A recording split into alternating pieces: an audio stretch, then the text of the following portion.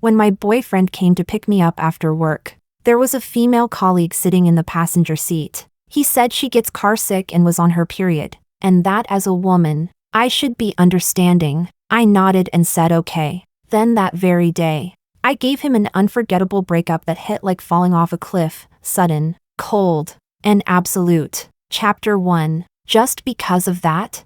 My best friend Sandra stared wide-eyed, crushing her coffee cup in her hand. She clearly didn't believe that I'd end a 4-year relationship with Samuel so decisively, especially when we were already talking about marriage. I was calm. Yes, just because of that. In everyone's eyes, Samuel was a senior executive at a foreign company, a 7-figure salary. No bad habits, flawless looks, way out of my league. By all logic, I was supposed to be the one clinging to him. But now, just because he let a female colleague take the passenger seat, I was done. 5 hours earlier, Samuel came to pick me up like usual. I habitually reached for the passenger door, only to see an unfamiliar young woman sitting there. She gave me a shy smile, greeted me timidly, and tugged at the suit jacket draped over her shoulders. Samuel's jacket, my boyfriend, sitting in the driver's seat, explained for her. Eva gets carsick, and she's not feeling well. I'm just dropping her off on the way. You can sit in the back today. He said it as if it were the most natural thing in the world, so naturally that for a second, I almost agreed. Maybe we'd been together too long. Long enough for him to forget that I have a serious mental cleanliness obsession. I can't stand this kind of boundary crossing. Seeing the impatience growing in his expression, I nodded. All right. Then I turned and left. I didn't take his car. After texting him to break up, I went straight back to our shared apartment, packed my things, and took our corgi with me. While packing, I half-joked to myself that I wished I were a tragic romance heroine, the kind who can fit her whole life into one suitcase. But no such luck. Given the current situation, I probably needed 2 small moving vans. I was still packing when Samuel came home. He was sweating and panting, his eyes full of annoyance and confusion. What the hell are you doing? The moment he said doing, it was as if all of this instantly became my fault. I shot his words back at him. What are you doing? Why are you angry? Because Eva sat in the passenger seat? She's on her period and gets carsick. As a woman, can't you just be a little understanding? Samuel, frustrated, yanked the suitcase from my hand and slammed it to the floor. It scared my little dog. I looked at him coldly, stepping back without a sound. His rough behavior sparked a flicker of fear in me. For that sentence alone, I'd still break up with you. I had all my valuables in my handbag. I covered the dog's ears. It didn't need to hear dirty grown-up arguments. Samuel froze for a moment. He knew I never joked about breaking up. Yet he still tried to pin the blame on me. We're about to get married. Can you stop making a scene? I shot back immediately. We're not married yet. Are we?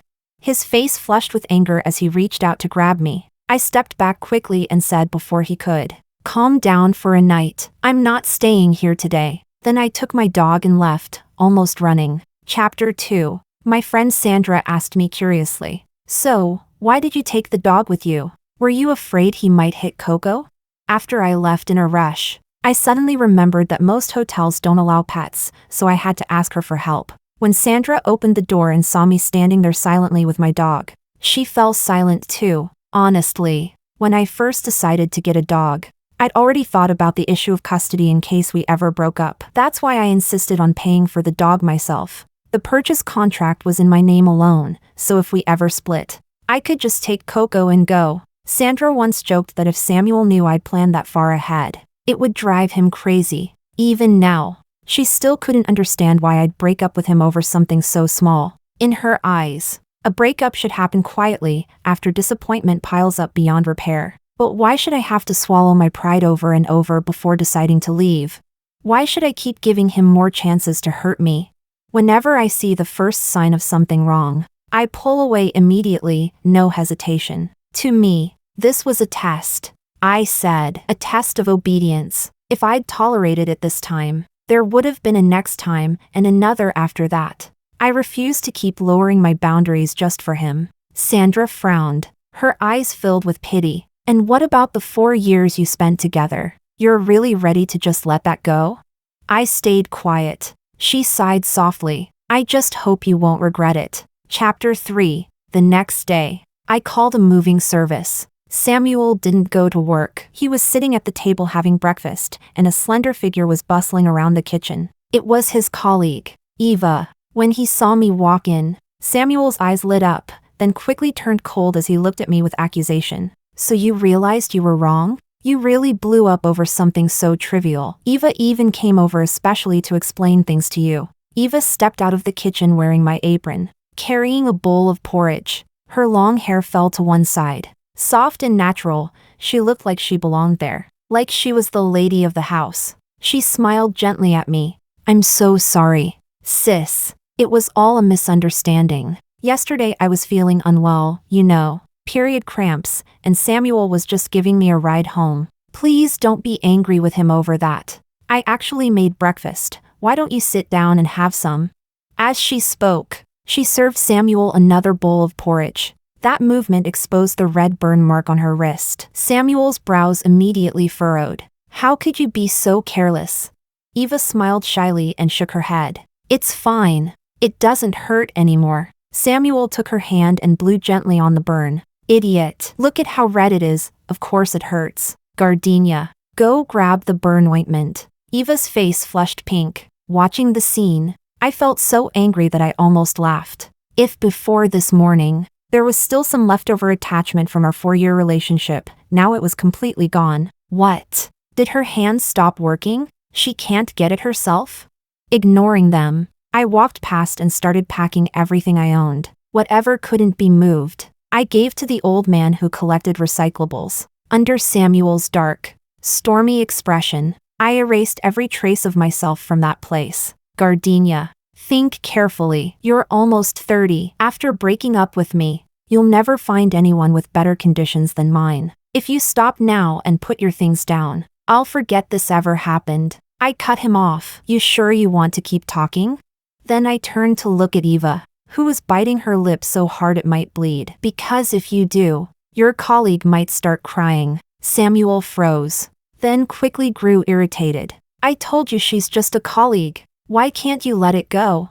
I sneered. Well, I wouldn't let a colleague sit in the passenger seat and wear my jacket. And I definitely wouldn't let a colleague come to my house, wear your apron, and make breakfast. When I finished packing the last of my things, I glanced back at Samuel. He was standing by the door, brows pressed low, eyes rimmed red, and if not for his refined features, he might have looked terrifying. Honestly, that face was a big part of why I dated him in the first place. Suppressing the faint ache in my chest, I waved my hand. That's it. Let's not see each other again. He clenched his jaw, his expression twisting with anger. Gardenia, you'll regret this.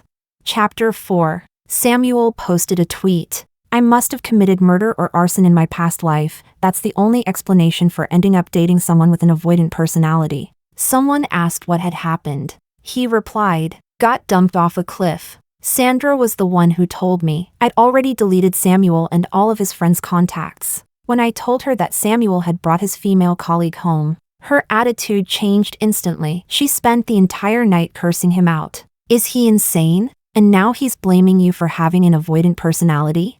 Why doesn't he mention that he brought his female colleague home? Wait, I'm going to expose that jerk right now. Sandra started furiously typing as she spoke. Sure enough, not long after her comment, Samuel deleted the tweet. She was still angry and wanted to argue with him, but I stopped her. Let it go. Even without Eva, Samuel and I were never going to last. The truth is, our backgrounds couldn't have been more different. His parents were high-ranking government officials, and he was their only child. My parents were farmers, no retirement funds. Just a lifetime of hard labor, domestic violence, and patriarchal thinking. I had an older sister and a younger brother. After middle school, my parents were ready to send me to a factory job, but I had good grades. I got into one of the top 10 high schools in the city, and a teacher helped me stay in school. University was my escape, the first time I'd ever really breathed. Even if Samuel never said it out loud, I could always feel that faint, smug superiority about him. When we went out to eat and I asked for the leftovers to go, he said I was cheap. When I compared prices before buying something, trying to find the best deal. He said it was unnecessary. In all his fantasies about our future, I'd quit my job after marriage, focus on getting pregnant, and become a full-time housewife. But I have my own career. My position may not be high, but I earned it, clawed my way through thousands of resumes to get here. Why should I give that up? Just to orbit around a husband and children? I can still remember that suffocating feeling when I met his parents, the way they looked me up and down like I was a vegetable on sale at the market. Neither of us was willing to compromise. In the end, Eva was just the spark, not the cause, of our breakup. Chapter 5. To cheer me up after the breakup, Sandra took me to a bar for drinks. We had just sat down when a boy, maybe around 20, came over to ask for my WeChat. After he left, Sandra followed his back with her eyes and said under her breath, "I think that one's not bad, looks like a K-pop trainee." He really did. Probably still a college student, with sharp canine teeth that made him look even more boyish when he smiled. "I'm not ready to date again," I said, refusing. "Then why'd you give him your WeChat?" Sandra teased, laughter in her eyes. They were drawing cards just now, obviously playing truth or dare. I gestured toward the nearby table, where a group of guys about his age were starting another round of the game.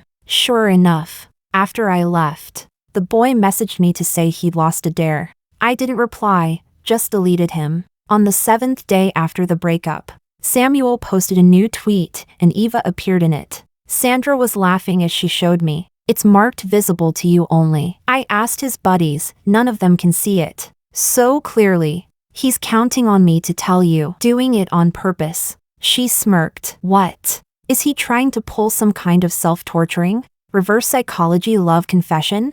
The photo showed only part of a woman's arm in the passenger seat, no caption. At the same time, a friend request from Samuel popped up.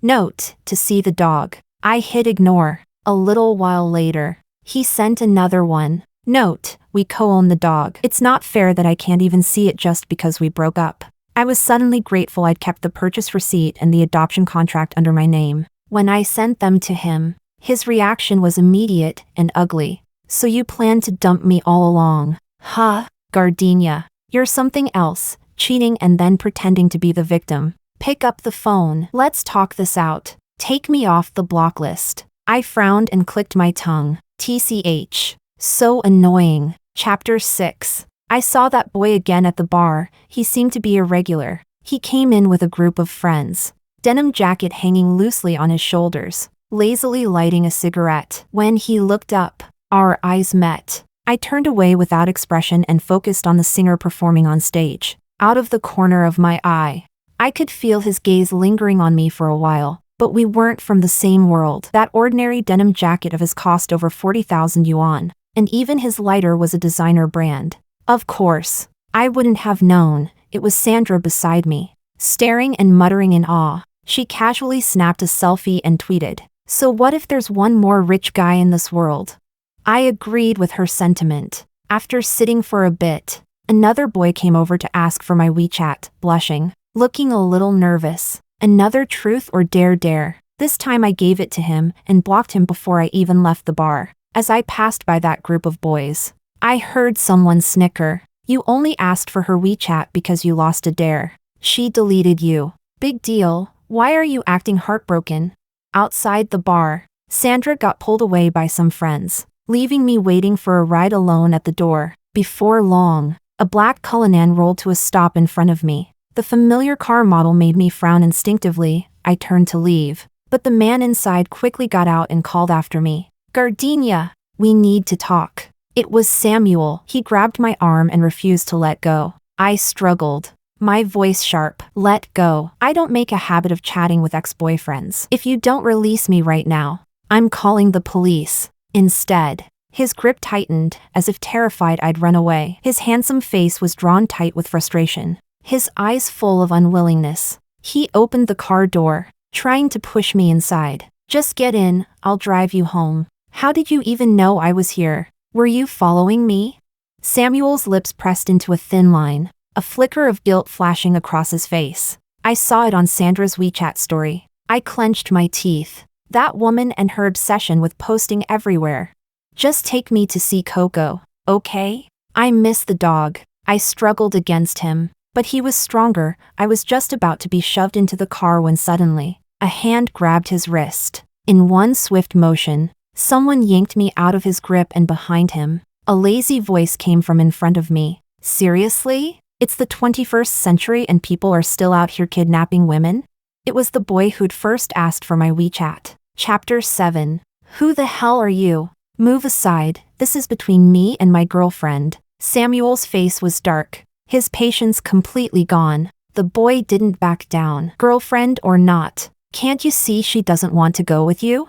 His tall frame stood solidly in front of me, shielding me completely, and to my surprise, that made me feel safe. Hearing the commotion, the security guards started heading our way. Samuel's expression grew even darker. Before he could say anything else, I cut in. Samuel, when something's over, it's over. The fact that we ended up like this just means we were never right for each other. Leave, before you make me lose respect for you. He stood there in silence for a long moment. When he finally spoke, his voice was low and rough. I can't accept this. He couldn't understand how I could let go of 4 years so easily. But I knew exactly why he couldn't accept it, because I'd walked away too cleanly. No drama, no pleading. I'd taken his pride along with the breakup. And that was what truly stung. After Samuel finally left, I stepped out from behind the boy and thanked him. Thanks for helping me. I paused, then added, which university are you from? I should probably send you a banner or something. You basically acted like a hero saving the damsel. He chuckled and took out his phone, showing me a chat window with a message that hadn't gone through. If you really want to thank me, just add me back. The chat showed his last unsent message. Oscar, hi, I'm Oscar. Right above it was the glaring red exclamation mark of a blocked message. I added him back while asking, what? Did you lose at Truth or Dare again? He raised an eyebrow. How'd you know?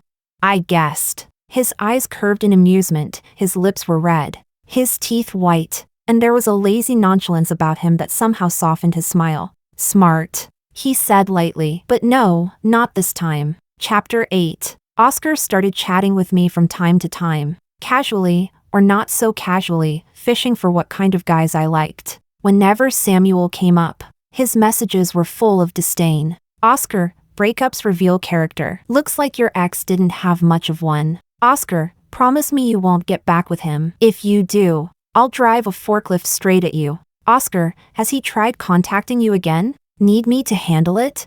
He really seemed to have too much free time. Oscar, got hit during today's basketball game, still won though. He sent a smug sticker. I was slacking off at work and replied with a thumbs up. Me, did you get hurt? He answered instantly. Oscar, if I said I did, would you come see me? I hesitated for a long while. Me, can't. I'm working. No reply. After I finished the files on my desk, I finally saw a few unread messages. When I opened them, the coffee I had just swallowed nearly came back up. Oscar had sent a photo, black t-shirt lifted halfway, revealing sharply defined abs, and a faint red mark near his right hip. If he hadn't been pointing right at it, I wouldn't have noticed anything at all. Oscar, it really hurts. My emotions were complicated. That injury would probably be fully healed by tomorrow. The photo was a bit too suggestive. I couldn't tell what Oscar meant by it, so I didn't reply. When Sandra heard about it, she slapped her thigh. That kid is flirting with you. Damn, he's got guts and taste. Thinking of how Samuel had tracked me down through Sandra's WeChat posts, my irritation flared again. Speaking of which, why haven't you deleted him yet? I already broke up with him. Sandra winked mischievously. Because he's my emotional pet. Watching him lose his mind is entertaining. I just stared at her. I didn't get it. Chapter 9. I instinctively avoided Oscar's attempts to get close to me, replying to his messages only out of politeness. Part of me worried that he just saw me as something to kill his boredom. Another part couldn't believe in affection that came out of nowhere. Sandra said I was too defensive. You should believe that love at first sight exists. I rejected the idea flatly. No, I don't. That's just lust at first sight. Besides, a good-looking rich kid like Oscar couldn't possibly lack admirers. When I saw him again, my assumption was proven right. At the bar, a girl in a black dress with long hair was practically hanging on him. He looked irritated as he pulled his hand away. Just as he was about to speak, his eyes met mine the moment I stepped inside. Immediately, his beautiful almond-shaped eyes lit up, and he pointed at me. "My girlfriend's here." Instinctively, I glanced behind me, only to see a bewildered Sandra. The girl snorted. "Yeah, right. You just picked some random person to pretend to be your girlfriend, didn't you?" Tisk. Oscar grabbed a bouquet of gardenias from the table, walked straight toward me, and shoved them into my arms. The scent hit me instantly. He wrapped his arm around my shoulders and said to the girl, with a touch of pride, "Let me introduce you, my girlfriend, Gardenia." Then he squeezed my shoulder lightly and whispered, pleading under his breath, "Help me out." I immediately understood, smiling politely at the girl. "Hi, what do you need from my boyfriend?" Her eyes went red in an instant. "I don't believe it. I've never even heard of this person. You hired her to play along, didn't you?" Oscar frowned, his voice turning cold. "That's enough. Do you want us to kiss in front of you to prove it?" The girl stormed off in anger. I watched her leave and handed the bouquet back to Oscar. He'd helped me once before, and now I'd helped him. We were even. But Oscar didn't take it. "It's for you." The gardenia fragrance seemed to soak through my whole body. His ears flushed red as he glanced at me and quickly looked away. He asked, "Has anyone ever told you your name suits you perfectly?" "Suits me?"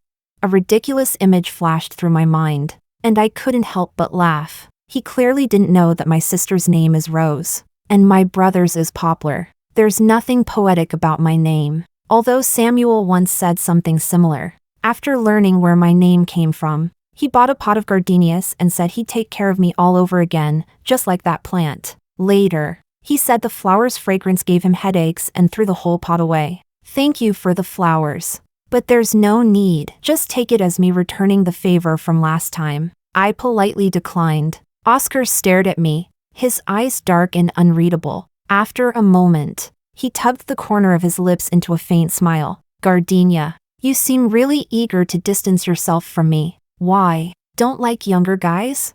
Before I could answer, a confident grin spread across his handsome face. "I don't believe that." My heart skipped a beat. Chapter 10. By now, even if I wanted to pretend otherwise, it was obvious Oscar was trying to pursue me. I told him directly, "Give up. I'm not going to date someone 6 years younger than me." He wouldn't listen and argued.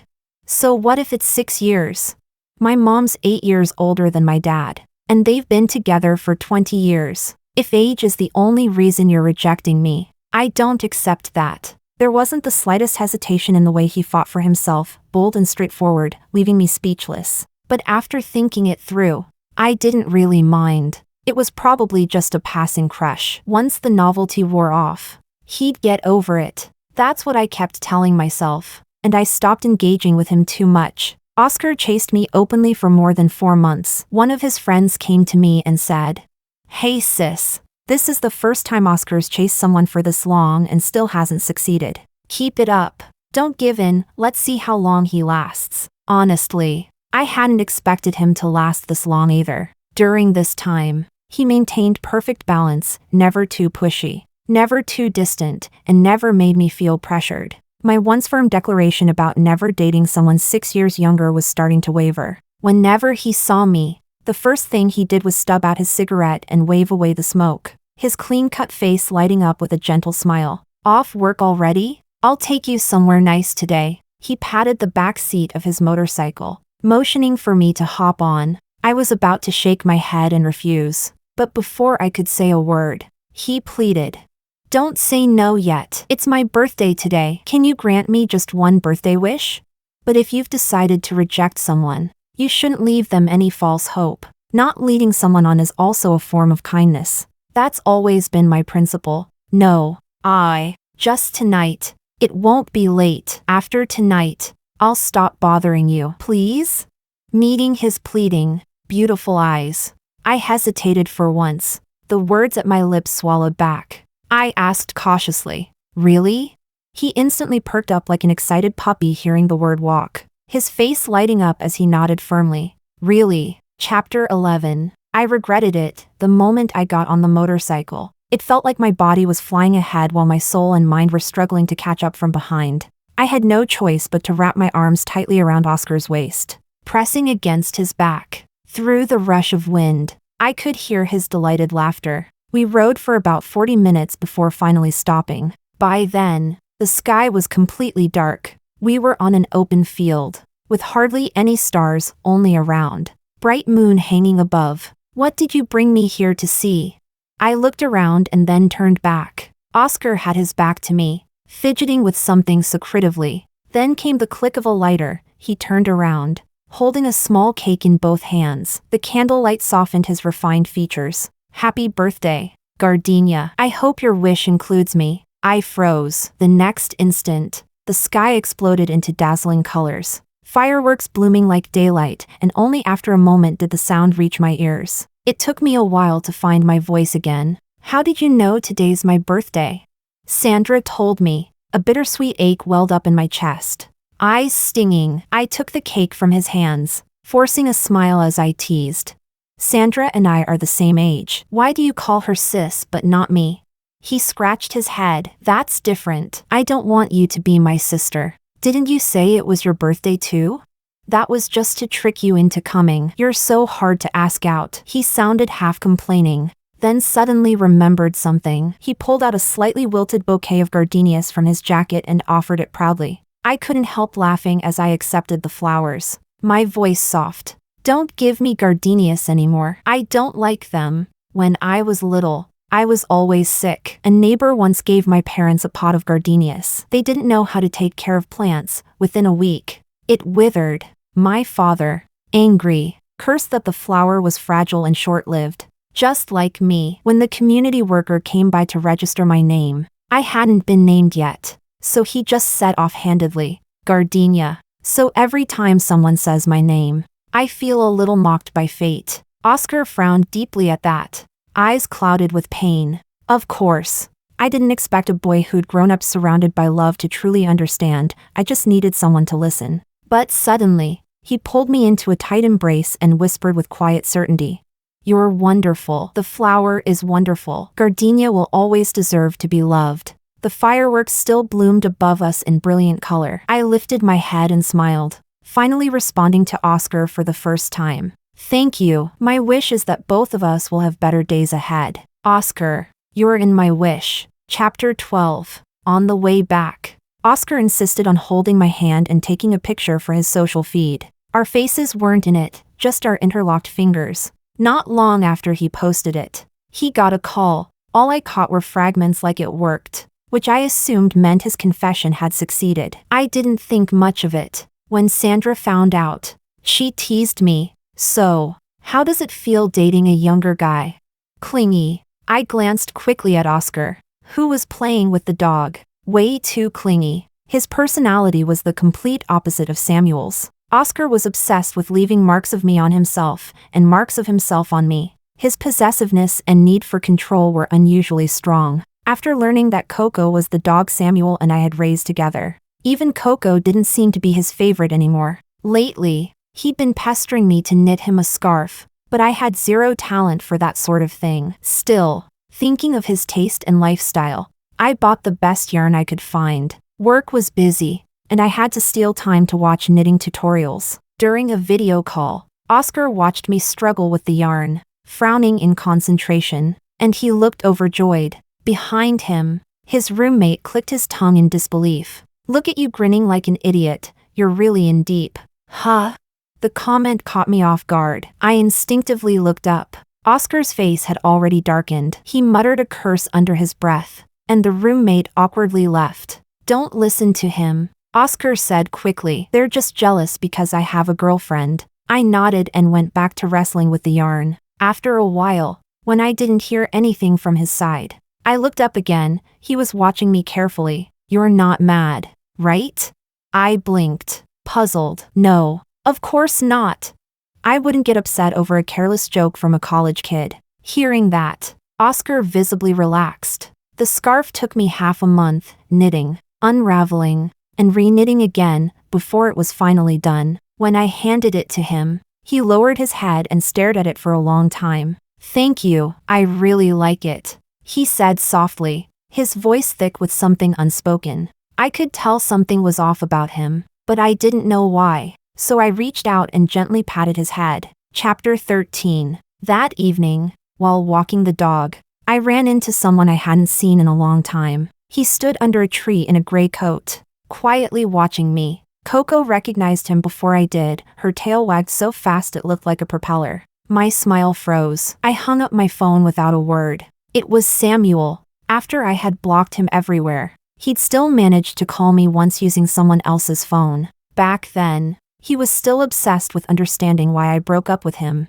He said, even if I die, I need to die knowing why. He just couldn't move on without an answer. I thought it was ironic, as if it hadn't been him who brought another woman home, acting now like the victim. So I told him, seriously, you were testing me, testing my boundaries, how much I could tolerate. That woman's feelings for you were obvious, and you never rejected her. Samuel, we're not kids anymore. Not saying no doesn't mean rejection. Your silence is encouragement to someone who likes you. Today you asked me to give up the passenger seat for her. Tomorrow, will you ask me to give up my husband for her? If I agreed this time, what would stop you from doing it again? I just didn't give you another chance to hurt me. What's there for you to feel wronged about? And that wasn't even the whole story. There were also his coldness, his family issues, his indifference day after day. I didn't bother reopening those wounds. In the end, I simply said, calmly, I don't stay friends with exes. A good ex should be as good as dead. I hope you can manage that. And don't worry, I won't bother you either. Just stop calling me. But clearly, he hadn't managed it. When I tried to take Coco and walk the other way, Samuel called out to me, how have you been? He didn't look great, thinner than before, faint stubble shadowing his chin. I'm fine. I didn't want to talk. He crouched down and reached for Coco. She went right over, tail wagging. You're with that younger guy now? He petted Coco's head and looked up at me, his eyes full of something like longing. I turned away to avoid his gaze. That's none of your business. Don't be so cold. Even if we broke up, I still want you to be happy. But do you really know him? I froze. That wasn't about me. It was about Oscar. What do you mean?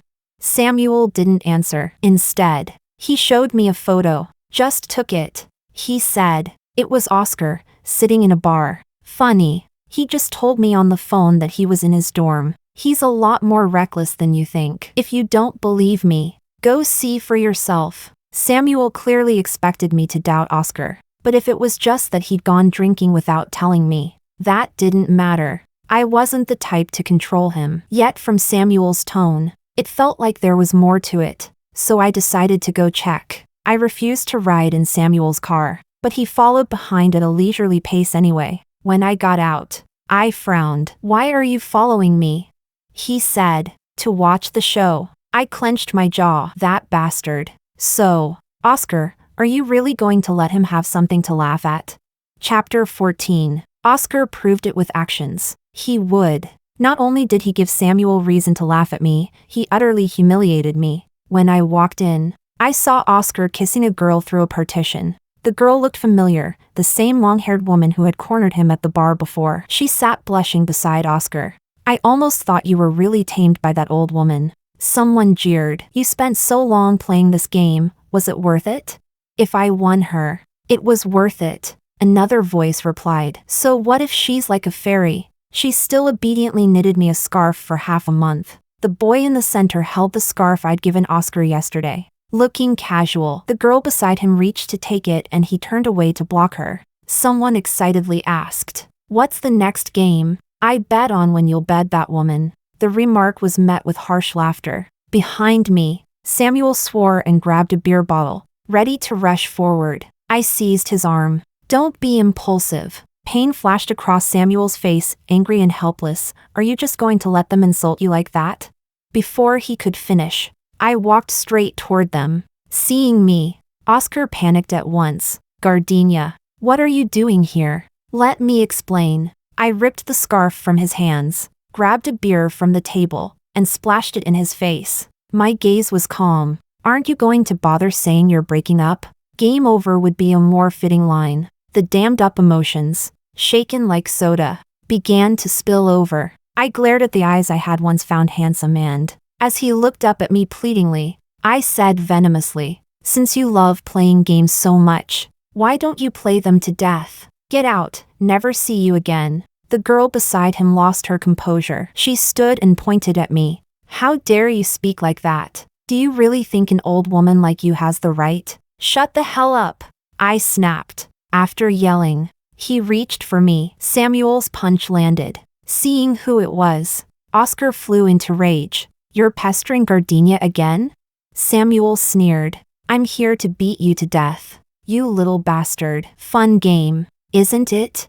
Oscar's eyes reddened and he and Samuel threw themselves at each other. My head was a mess. For a moment I had only one thought: fight. Kill one if I have to. But reason ultimately won out. I called Samuel back. "Let's go, Samuel." If their fight escalated, it would only bring trouble to me. At my voice, Samuel retracted his hand and stepped back to my side. Oscar sat on the ground looking disheveled, like an abandoned stray dog, staring at me. I didn't look back. I turned and left. Chapter 15. By the time I finished tending to Samuel's wounds, it was already deep into the night. In just a few hours, I'd gone through another cliff drop breakup. The moment I stepped out of that bar, I deleted every trace of Oscar's contact information. Pathetically, I realized I had become skilled at cutting myself out of a relationship. I've made things clear with Eva. That kind of thing will never happen again. Can we? While I was putting away the cotton swabs, Samuel suddenly grabbed my hand.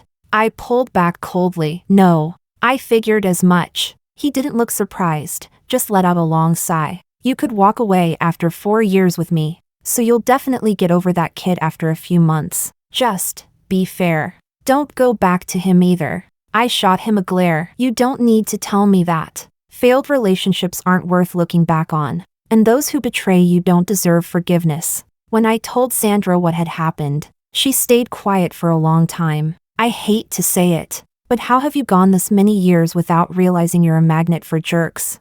No wonder that kid went crazy asking me where you were yesterday. She let out a sigh that echoed my own thoughts. If he likes playing games so much, why didn't he just play himself to death? I didn't respond. I'd already said everything that needed to be said. Unable to reach me, Oscar started waiting downstairs at my apartment. The bruises on his face still hadn't faded. When he saw me, he opened his mouth but hesitated, torn between wanting to explain and fearing I'd tell him to get lost. "Stop coming. Moving's a hassle." My tone was impatient. His face went pale. "I just moved here. I don't want to move again. You understand what I mean, right?" He was silent for a long time, then said hoarsely, "You're not going to forgive me, are you?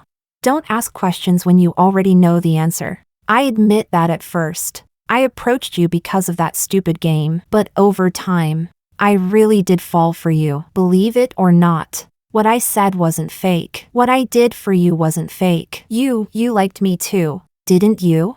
He actually looked hurt. I couldn't help but laugh. He really thought being liked made him untouchable. "So what? You think that just because you once liked me, you don't owe me anything? That you can use me as a bet? As a joke to your friends? Your intentions were false from the start. How could I ever believe you now?" "Oscar, the thing I regret most is giving you my WeChat that day. Just because I didn't want you to feel awkward losing your game." I leaned in close and whispered in his ear, "Wouldn't it have been better if we'd never met?"